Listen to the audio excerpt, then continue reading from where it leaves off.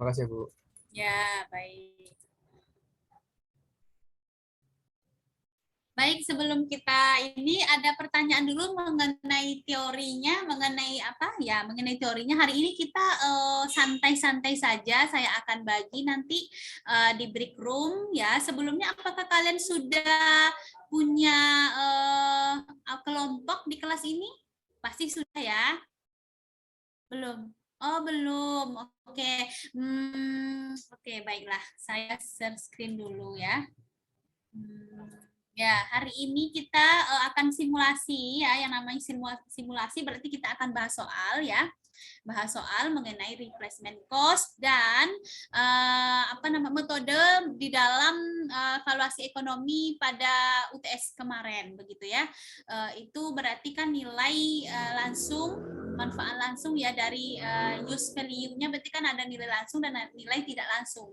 Kalau replacement cost ini cenderung kita menggunakannya untuk nilai yang nilai tidak langsung atau direct use value begitu ya. Nah, oke, adapun LO yang harus kita capai di sini adalah kalian memahami cost based approach itu atau replacement cost dalam penentuan nilai sumber daya alam. Kegiatannya nanti kita akan praktek, yaitu simulasi penggunaan replacement cost dalam penilaian sumber daya alam.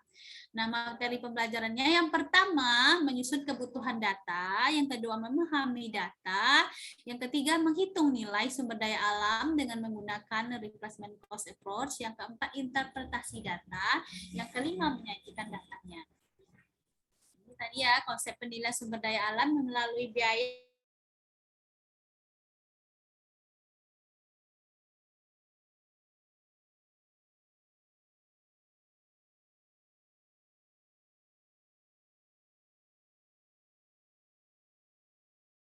yang di sebelah kanannya ini yang kelihatan ya.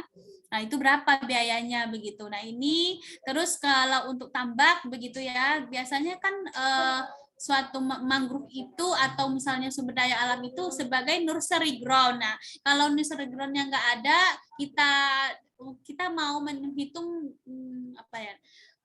nursery ground, nilai tempat pemijahan ikan dengan melakukan pendekatan jika kita bangun misalnya tambak ikan begitu ya.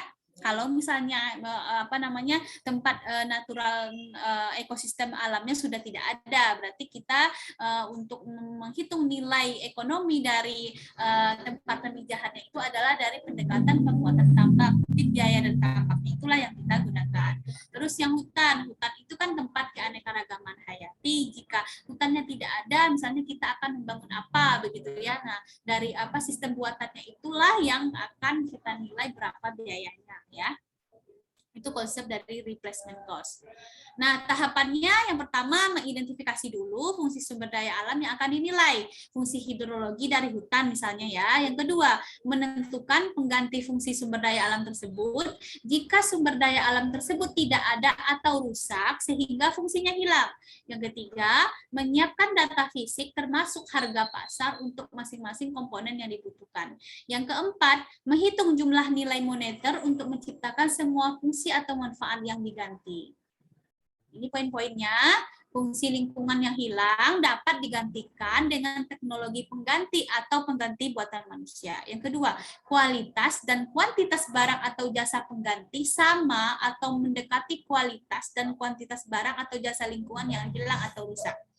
Yang ketiga, jika ada beberapa alternatif pengganti, dipilih opsi dengan biaya paling rendah. Nilai yang bersedia dikorbankan oleh pihak kehilangan manfaatnya. Ingat ya, yang paling rendah. Ini kemarin ya, yang naturalnya itu ada laut, ada anggaplah itu sebagai mangrove ya. Nah, ternyata akan dibuat dam ya, yang akan untuk mengalirkan air. Nah, sehingga kan beberapa dari mangrove-nya itu akan hilang. Nah, biaya dari nilai kehilangan nilai ekonomi dari mangrove tersebut yaitu adalah nilai untuk membangun dam yang dibuat oleh manusia ya, yang sebelah kanan yang man-made itu. Nah, latihan. Nah, saya akan membagikan nanti ada soal yang sudah saya buat. Latihannya yang pertama, bacalah contoh studi kasus yang telah dibagikan dengan sama saya akan bagikan ya di PDF. Yang kedua, identifikasi nilai ekonomi guna langsung dan nilai ekonomi guna tidak langsung dari Taman Nasional Danau Sentarum. Yang ketiga, tentukan metode yang dapat digunakan untuk masing-masing nilai sumber daya alam yang ada. Yang keempat, tentukan nilai ekonomi total. Yang kelima, tentukan nilai use value-nya. Yang keenam, susun jawaban dari tiap kelompok dalam sebuah PPT. Yang ketujuh, tugas dikumpulkan di akhir praktikum nanti. Ya kan masih lama ya. Nah, saya maunya kalian nanti berdiskusi di break room sebelum saya bagi kelompoknya. Saya akan meminta dulu apakah saya yang akan membagi kelompoknya atau kalian sendiri. Ini bebas nih ya. Mau saya yang bagi nih, saya tinggal tunjuk aja ya. Kalian ada 27 dibagi satu kelompoknya itu misalnya 5, berarti 5 kelompok ya. Oke, 4 lah 4. 27 bagi 4 berapa? 4 kali 4, 7 kali 4 ya. 7 kelompok berarti ya. Oke, saya kali ini opsi nih, mau saya yang bagi atau kalian yang bagi? Ayo. Aja yang bagi, Bu. Saya yang bagi. Ya, supaya ini ya, jadi nggak geng dia, nanti dia aja ya. Oke, baik. Jadi ini terima ya. Oh, dengan siapapun. Muhammad, ini dari atas dulu nih. Ya, Bu, maaf sebelumnya kami 28, Bu. Bukan 27, Bu. Maaf, Bu. Terus satu lagi? Belum datang itu Revanza Almas, Bu. Dia lagi mati lampu, sekarang lagi nyari tempat buat ngungsi. Ya ampun. Ya, nanti kita, ini ya. Dia nanti akan di ini. 28 berarti bagi 4 pas ya. 7 kali 4, 28. Oke, 7 kelompok nanti ya. Oke, yang pertama adalah Adi Ardiansa. Itu kelompoknya adalah oke. Saya ini butuh ini nih, ada sebentar ya. Harus ini sebentar. Adi Ardiansa nomor 4. Oke. Dari nomor presensi aja ya, lebih gampang ya. Berarti hitung. Mulai dari Adi Hardiansa, habis itu Olivia, sebentar. Adi Puas, Adi, oke. Nomor 1, 1, 2, 3, 4, itu satu kelompok. 5, 6, 7 gitu aja ya. Pusing nanti 1, 2, 3, 4, itu satu kelompok. 5, 6, 7, itu satu kelompok. Atau enggak, ganjil sama ganjil, oke. Atau mulai berhitung, gimana caranya? Rempong. Mulai berhitung deh, coba dari Adi Hardiansa hitung. Habis itu Olivia, habis itu Muhammad Amirul. Tapi beda-beda ya. Sebentar ya. 1 sampai 28 bagi 4 kan 7. Jadi 1, 2, 3, 4 satu kelompok. 5, 6, 7, 8 nomor 2 kelompok kedua. Gitu aja gimana? Tes, Bu.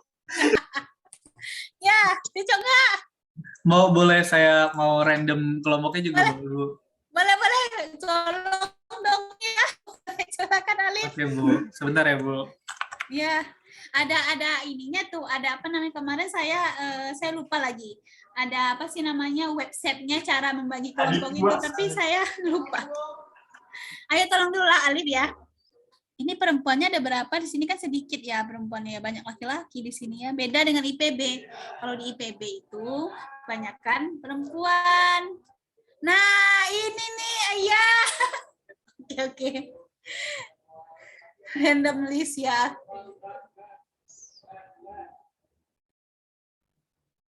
Jadi ikhlas ini ya.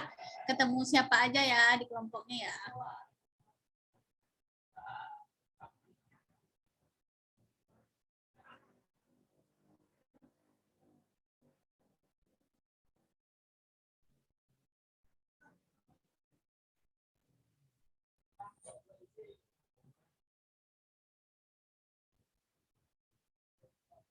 Jadi satu kelompok berapa orang, Bu?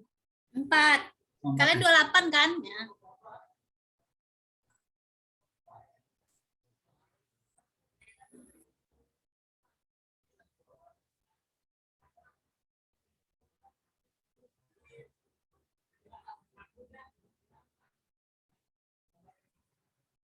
Udah Bu, ini Bu. Nah, ayo dicatat baik-baik, ingat temannya. Oke, saya sekarang bagi break room-nya dulu. Silakan langsung masuk ya. Ada 7 kelompok. Oke. Let participant choose room. Ya, oke. Open all room. Nah, silakan masuk ya. Mangga.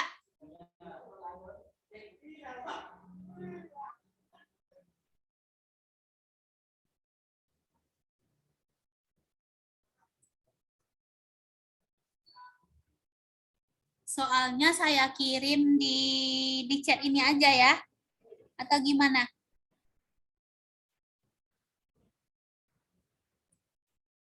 Dikirim di grup WhatsApp aja, Bu. Oh, baik. Di grup boleh. Di WhatsApp.